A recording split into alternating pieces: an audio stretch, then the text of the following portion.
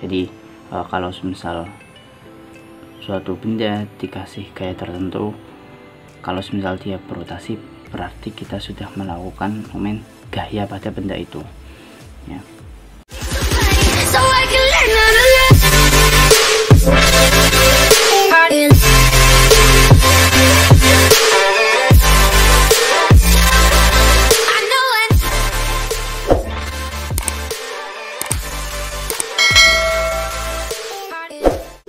Kali ini kita akan belajar tentang momen gaya atau torsi.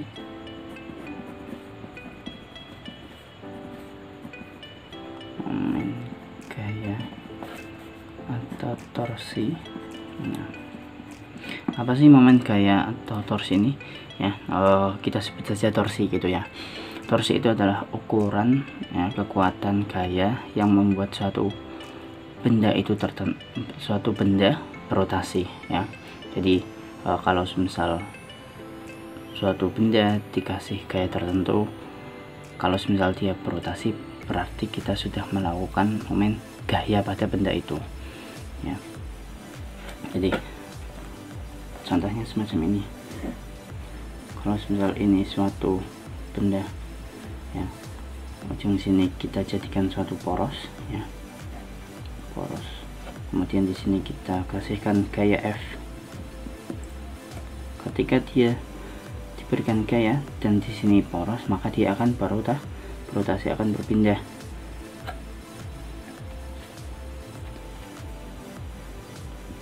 Dia berotasi ke sini.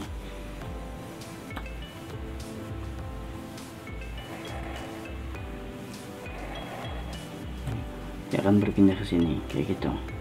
Ya, ini namanya kita sudah melakukan momen gaya atau torsi seperti itu. Nah, momen gaya atau torsi itu disimbolkan kalau dalam fisika tau ya, ini tau, bacaan tau, dipengaruhi oleh F ya, gaya yang bekerja pada benda ya, dikalikan dengan R. R itu adalah jarak dari poros ke gaya yang bekerja. Ini R ya. Nah, ini seperti itu. Nah, kemudian torsi juga ya, merupakan besaran vektor, maka arahnya patut kita perhitungkan ya. Kalau dalam perjanjian secara umum, kalau semisal gaya yang menyebabkan benda itu berotasi searah jarum jam, maka torsinya atau momen gayanya bernilai positif ya, bernilai positif. Kalau semisal gaya itu, dan sebaliknya, kalau semisal gaya itu membuat benda itu berotasi berlawanan arah jarum jam, maka momen gayanya bernilai negatif seperti itu ya. Contohnya seperti apa? Kalau semisal ada contoh,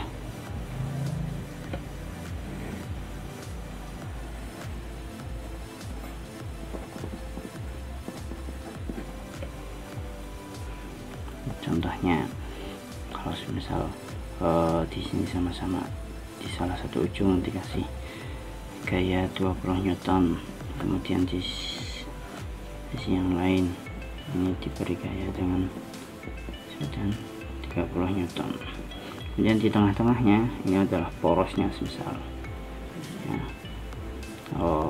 Karena ini sama, kita misalkan R nya di sini 1 meter ya, di sini juga sama 1 meter misal. Maka untuk momen gayanya kita bisa hitungkan seperti ini ya, sigma tau sama dengan misal ini F1, ini F2, maka pertama kita tulis tau 1 ditambah tau 2. Kenapa ada tau 1 sama tau 2? Karena ada dua gaya yang bekerja ya, ada dua gaya yang bekerja. Kemudian untuk tau 1 kita analisis dari F1 ini ke sumbu putar atau porosnya ya, itu yang membuat benda berotasi berlawanan jarum jam, maka tau di sini kita kasihkan tanda negatif untuk F2 membuat batangnya rotasi searah jarum jam, maka ini dituliskan atau diberikan nilai positif seperti itu. Nah,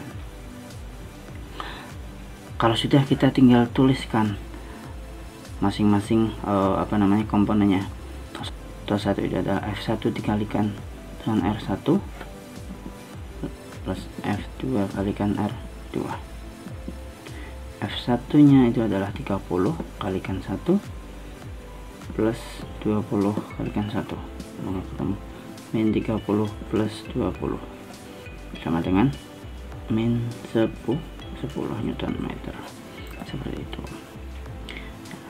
Oh iya, satu lagi, bahwa F yang bekerja pada benda harus tegak lurus terhadap R nya, ya, harus tegak lurus dengan R nya. F harus tegak lurus dengan R, ya. Kalau semisal ada kasus ada suatu benda, ya, kemudian salah satu ujungnya ini adalah porosnya, kemudian ujung yang lain diberikan gaya F dengan membentuk sudut theta, ya, maka harus kita proyeksikan agar tegak lurus dengan R nya, ya. Maka kita harus proyeksikan ke sini, ini menjadi F sin theta, maka untuk to nya kita bisa tuliskan dengan F sin theta dikalikan dengan R, seperti itu.